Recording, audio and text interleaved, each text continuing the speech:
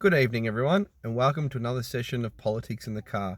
And tonight, I want to focus on something that was said in Brimbank Council's recent chambers in relation to law and order and crime. So I heard a story which it really grabbed me. It's about someone who's moved to Brimbank from Geelong. And one night his neighbours were making a bit of a ruckus, and he went and introduced himself and knocked on their door, and he wanted to ask them to, keep it down a bit because he needed to sleep. His neighbours turned on him, assaulted him, and he ended up in hospital and is still undergoing significant, rehabilitation. And that just really grabbed me about our community and some of the statistics that Brimbank's the third most dangerous city to live in. And it's really, when you hear a story like that and you hear what someone's been through, it really grabs you. Something else that grabbed me is that this person wanted to know what Brimbank was doing to combat crime. Brimbank turned around and literally said, "Oh, it's in our strategy and it's the primary responsibility of Victoria Police." No. Victoria Police is not responsible for lowering the crime rate. Victoria Police are for law and order. You call them when someone's broken the law and they come and, enforce the law.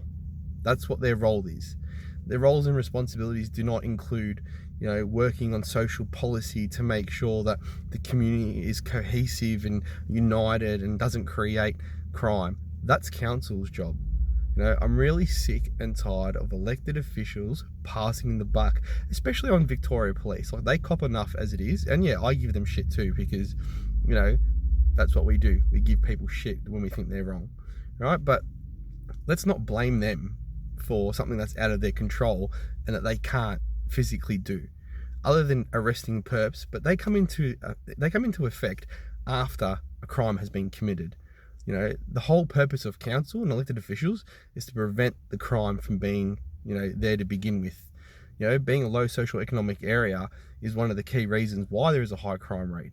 We really need to focus on lowering the crime rate by having policies in place that allow people to be engaged, connected, and building a better life for themselves. And it's just not happening. To say, oh, we've got a policy in the back room somewhere that says what we're doing, is just ridiculous. And these stock standard responses from council, it's just disgusting. And please, let's not blame Lucinda because she's the mayor, but it's not her. This is across all councils. And, that response that she's been given is from the staff of council who prepared that response for the question. But it really left me empty. And I can't imagine what it would feel like to be that person who's just gone through that traumatic experience and cop that response. It's just not good enough, and we need people to step up in this space. What are your thoughts on the topic? Is council doing enough? Let me know. Have a good night.